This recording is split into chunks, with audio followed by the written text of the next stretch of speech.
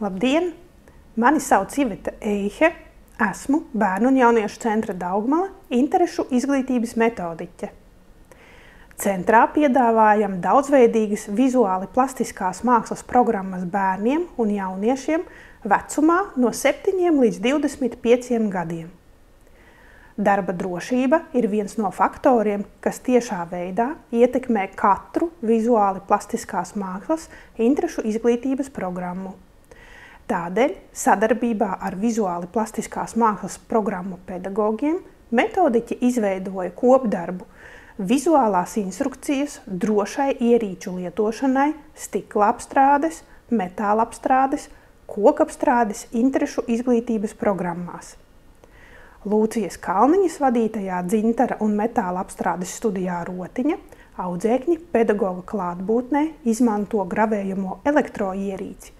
Tādēļ tika izveidota viena instrukcija – vizuālā drošības instrukcija darbam ar gravējamo elektroierīci.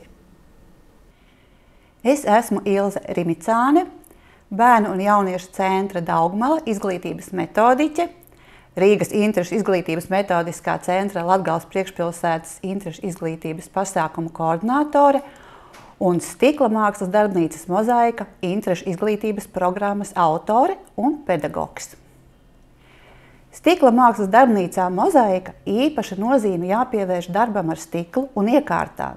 Tādēļ tika izveidotas divas instrukcijas – vizuālā drošības instrukcija, kā griezt stiklu, un vizuālā drošības instrukcija darbam ar urmašīnu. Pēc atbilstošās vizuālās drošības instrukcijas izpētes katrs audzēknis būs spējīgs droši strādāt ar instrumentiem un iekārtām pedagoga uzraudzībā. Es esmu Viva Dzene, Bērnu un jauniešu centra Daugmale izglītības metodiķe.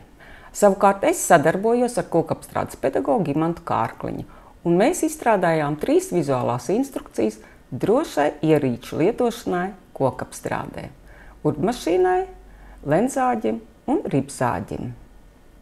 Esam pārliecinājušies, ka pēc vizuālās drošības instrukcijas izpētes audzēknis spējīgs strādāt pie ierīces tam atbilstošajā vecumā, bet noteikti pedagogu uzraudzībā.